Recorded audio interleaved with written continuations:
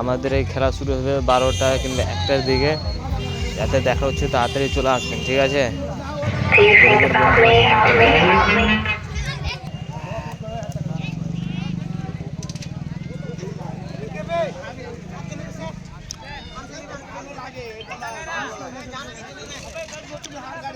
বাংলার কর্মসংস্থান বাড়ছে, বাংলার বেকারত্বের হার জাতীয় গড়ের নিচে। পিরিয়ডিক লেবার ফোর্স সার্ভে অনুযায়ী বাংলার বেকারত্বের হার মাত্র 3।